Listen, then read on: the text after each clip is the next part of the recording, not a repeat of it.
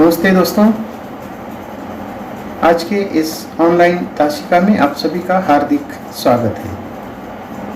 मैं डॉक्टर धीरज फत्ते, हिंदी विभाग प्रमुख, संजीवनी महाविद्यालय चापोली। आज के इस ऑनलाइन ताशिका में आप सभी का हार्दिक स्वागत है। बीए प्रथम वर्ष ऐच्छिक हिंदी पाठ्यक्रम के अंतर्गत नाटक तथा एकांकी इस चौथे प्रश्न पत्र में चरवाहे इस एकांकी की हम चर्चा कर रहे हैं।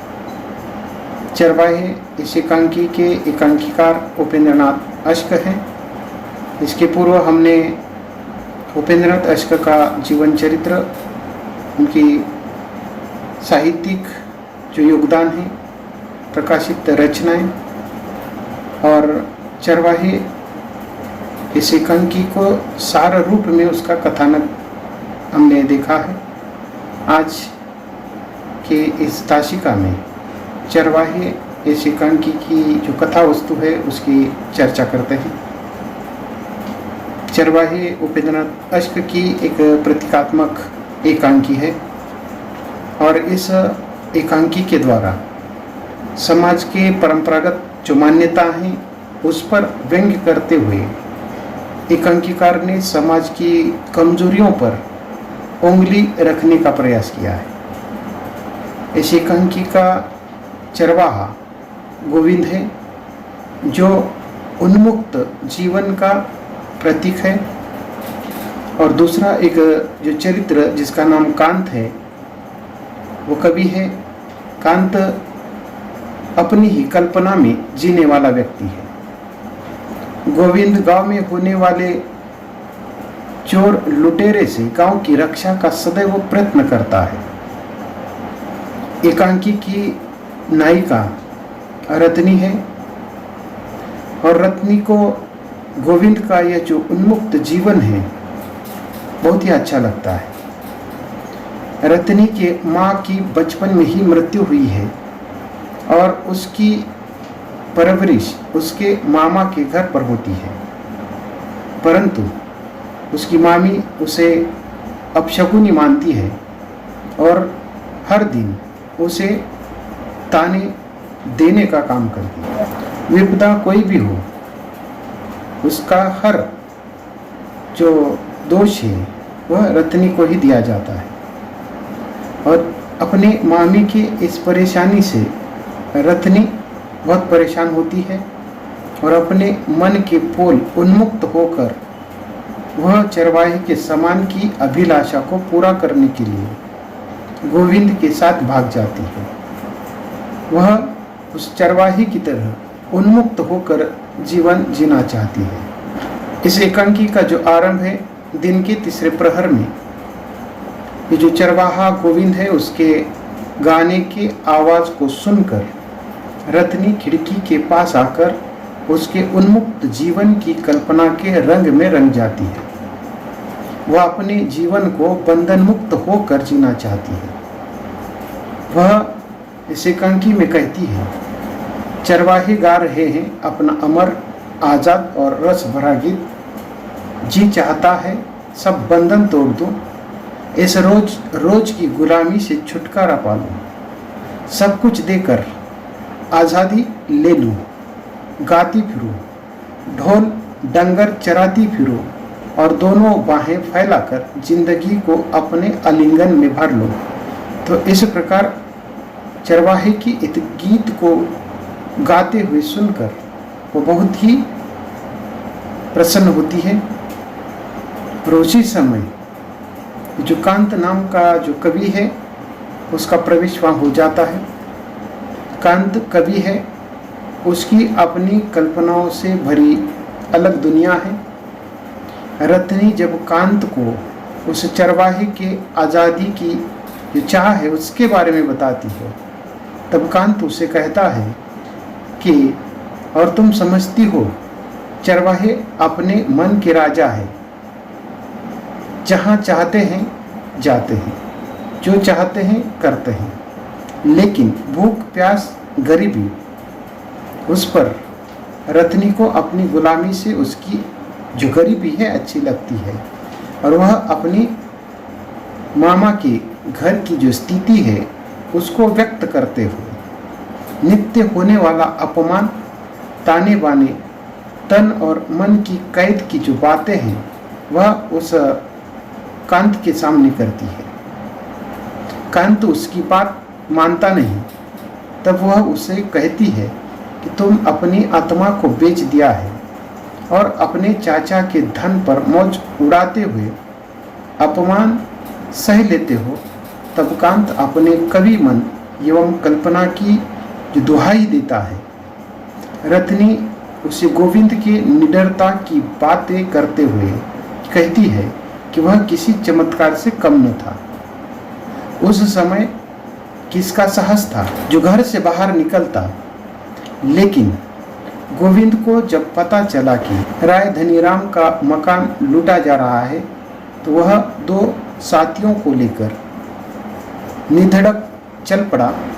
डाकुओं ने आते आते मकानों की कुंडियां बाहर से लगा दी थी। उन्होंने धीरे धीरे सब कुंडियां खोल दी और अपने साथियों को जगाया।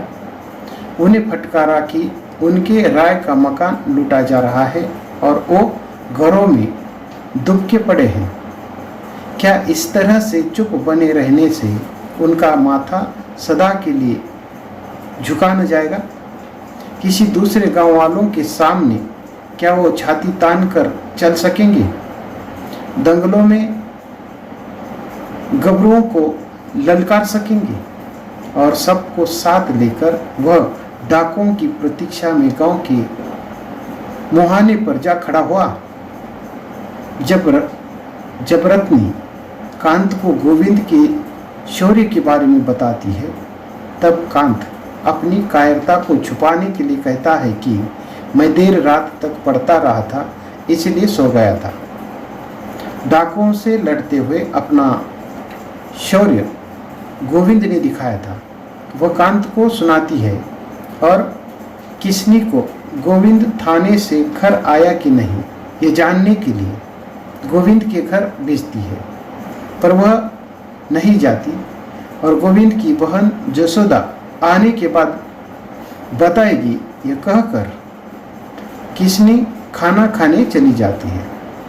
उसके बाद रत्नी कांत को डाकुओं के घर में घुसाने के बाद की स्थिति का वर्णन करते हुए कहती है कि डाकुओं ने बलबीर को उसके मामा का बेटा है उसे आगे करते हुए तथा उसे मारने की धमकी देकर मामी से चाबियां मांगते हैं। मामी अपने बेटे पर तरस खाकर चाबियां उन्हें दे देती है तथा कहती है कि इसे कुछ न करो, जो लेना है ले जाओ। डाकुओं ने सब घर लूटा और मोटार में डालकर चल गए। उनके जाने पर मामी ने चिल्लाना शुरू किया और तब लोग इकट्ठा शुरू हुए। कांत रत्नी की गोविंद के प्रति जो भावना है उस भावना को समझाते हुए कहता है वह अब बहुत देर तक घोंसले में न रहेगा। उसका संकेत गोविंद की तरफ ही था। कांत रत्नी से पूछता है क्या तुम्हें डाकुओं से डर नहीं लगा? अगर वो तुम्हें उठाकर ले जाते तो? वहाँ पर जसोदा का प्रवेश होता है और वो कहती है कि डाकू तो तुम्हें ही उठाना चाहते थे। सभी गांव में यही चर्चा हो रही है और गोविंद भी यह कह रहा था। पकड़े गए डाकुओं में से किसी ने अपनी पूरी योजना पुलिस के सामने कबूल कर दी। तिंगल जो आते जाते समय रत्नी को घूरता था और रत्नी ने एक दिन उसे चाटा जड़ दिया था और उसी ने बदला लेने के लिए डाकुओं के सामने घर का भेद बताने के लिए तुम्हें उठाने की शर्त रखी थी। लेकिन डाकुओं ने अंतिम समय में उसकी बात को नकार दिया था। रत्नी को जब इस बात का पता चलता है तो उसे अपने मामा का जो डर है लगने लगता है। उसे लगता है कि वह अब इस चोरी का कारण मुझे ही करार देगी। वह कहती है तुम्हें मालूम नहीं जसोदा, जो ही मामी को इस बात का पता चलेगा वो सारा दोष मुझ पर ही थोप देगी। पहले ही तो सदा मुझे कोसती रहती है कि जब से यह लड़की घर में आई है विपत पर विपत आ रही है। बलवीर को जुकाम हो जाए, मामा का जो व्यापार है घटा जाए, मामी की कमर दुखने लगे, किस्मी परीक्षा में फेल हो जाए, सबका कारण मैं ही हूँ। तो इस प्रकार की बात मामी जी करती है। मामी जी क्यों मेरी मरती हुई माँ की छाती से मुझे उठा लाई, क्यों न मुझे उसके साथ ही मर जाने न दिया। जसोदा उसे धाड़स बांधती है या धाड़स दिखाती है और अपने भाई गोविंद का जो संदेश है उस तक पहुंचाती है। तब रत्नी जसोदा के पास उससे स्टेशन के पास मिलने का संदेश पहुंचाती है। रत्नी के मामा मामी और बुआ आ जाते हैं। रत्नी को जो अंदेशा था उसी अनुरूप मामी अपने घर में जो भी कुछ हुआ है अर्थात जो लूट हुई है उसका कारण रत्नी को ही मानते हुए अपने पति से कहती है कि मेरी बातें तो सदा आपको जहर लगती है। सयानी लड़की घर में आराम से बैठती है, इसकी तरह गलियों की धूल नहीं छानती फिरती। मेरा माथा तो उसी दिन से ठनका था। उसी दिन मैंने कहा था कि यह कमबख्त जरूर कोई न कोई विपत्ति लाएगी। मेरी भी तो आखिर लड़कियां हैं, उन्हें कोई क्यों नहीं छोड़ता। मक्खियां वही मंडराती हैं जहां शहद है। रत्नी के मामा उसे समझाते हुए कहते हैं, तुम क्यों फजूल ही उसे कोस रही हो। किसी में साहस होता है, किसी में नहीं होता। कोई किसी दुष्ट की दो बातें सुनकर खूब रह जाती है, कोई चुप नहीं रह सकती। पति के समझाने पर भी वह चुप नहीं होती।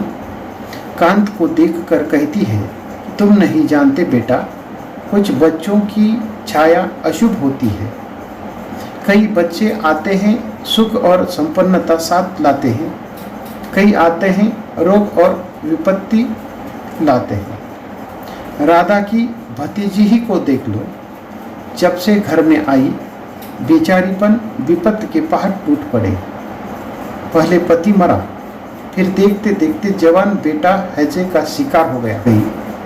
वह तो भगवान की दया से ही जल्दी ही राधा को छुटकारा मिल गया, नहीं तो जाने और कौन सी विपत्तियां टूट पर उसके घर पड़ती। अर्थात मामी जन्म से ही अपशगुन अशुभ मानती थी। एकांकीकार ने समाज में फैली ऐसी अंधविश्वासी मानसिकता को व्यक्त करते हुए उस पर व्यंग्य किया है। बुआ रत्नी के विवाह के लिए लड़का देखने की बात करती है, साथ ही राजा के पिता से बात करने की मामा को सलाह भी देती है। तब वह कहती कि लड़का एक विचारों का है और हमने बात छेड़ने पर वह अगर ना कहे तो गांव का मामला है और संबंध बिगाड़ना वह नहीं चाहता। राजा के मन में भी रत्नी के प्रति चाहत है।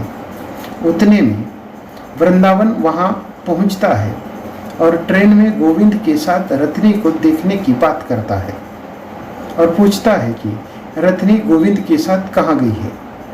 उसे देखने के बाद रत्नी चौंक कर पीछे हट गई थी।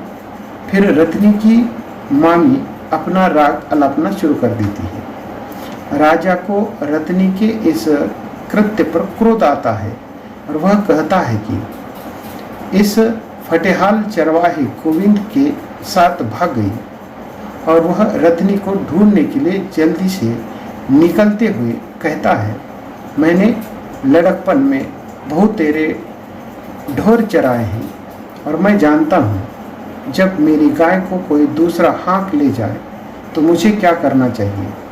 और एकांकी का ये जो समापन है तो इसी के साथ यहाँ हो जाता है। अतः इस एकांकी ने बचपन से ही माँ बाप के स्नेह से वंचित रत्नी अपने मामा के घर मामी के अंधविश्वासों का शिकार हो जाती है और वह उस कैद भरी एवं अपमान भरी जिंदगी से हमेशा के लिए आज़ाद होना चाहती है। साथ ही गोविंद के पराक्रम और शौर्य से वह प्रभावित थी और गोविंद भी उसे चाहता था और अपने मामा के घर की अंधविश्वासों से भरी हुई गुलामी की जो बेड़ियां हैं उसको तोड़ने के लिए और आज़ाद और स्वतंत्र जीवन जीने के लिए अंत में गोविंद के साथ वो घर छोड़कर भाग जाती है।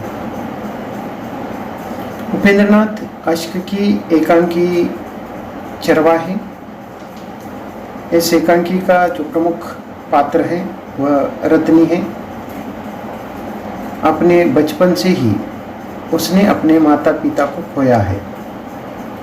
मामा ने उसकी परवरिश की है। मामा का उन्हें बहुत स्नेह मिलता आ रहा है और अपने बचपन से वह मामी के कोप का शिकार भी बनती है। रत्नी की मामी के बर्ताव के कारण उसे उस घर में रहना भी कैद के समान प्रतीत होता है। उसे उन चौराहों का जो उन्मुक्त जीवन है वह अच्छा लगने लगता है। वह कांत से कहती है कि सब बंधन तोड़ दो, इस रोज रोज की गुलामी से छुटकारा पा लो, सब कुछ देकर आज़ादी ले लो, गाती फिरो, ढोर डंगर चराती फिरो और दोनों बाहें फैलाकर जिंदगी को अपने आलिंगन में भर लो। तो इस प्रकार की जो बात है रत्नी कांत के सामने कहती है। उसके मामा के घर जब डाकुओं द्वारा लूट होती है और डाकुओं को पकड़ने के लिए गोविंद जो चरवाहा उनके साथ संघर्ष करता है, तो इस संघर्ष से रत्नी बहुत प्रभावित होती है। वह गोविंद के प्रति आकृष्ट होती है। रत्नी में साहस भी भरा हुआ है।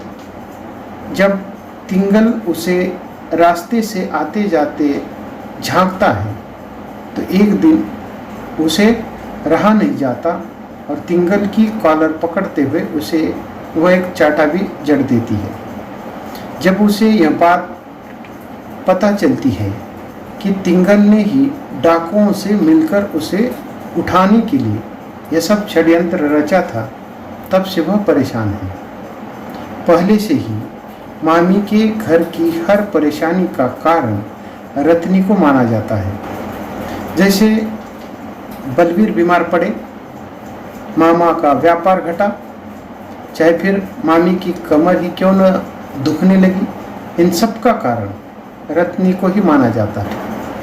उसे यह डर है कि मामी को जब यह पता चलेगा कि तिंगल ने रत्नी का प्रतिरोध लेने के लिए यह डाका डलवाया है, तो उसकी कल्पना मात्र से ही वह दुखी है। वह अपने मन की वेदना को जसोदा के पास व्यक्त करती हुई कहती है, ज्यों ही मामी को इस बात का पता चलेगा तो सारा दोष मुझ पर थोप देगी। पहले ही तो सदा मुझे कोसती रहती है कि जब से ये लड़की घर में आई है विपत पर विपत आ रही है। तो इस प्रकार रत्नी मामी के द्वारा अशुभ मानने के दुख से परेशान है। उसे बार बार यह लगता है कि मामा ने मुझे अपनी माँ की छाती से लिपट कर वही मरने क्यों नहीं दिया। अच्छा होता अगर मैं वही मर जाती, तो रोज रोज के रात दिन के ये जो ताने हैं, तो इस प्रकार का जो अपमान है, यह सुइयां चूकने की नौबत ही नहीं रहती।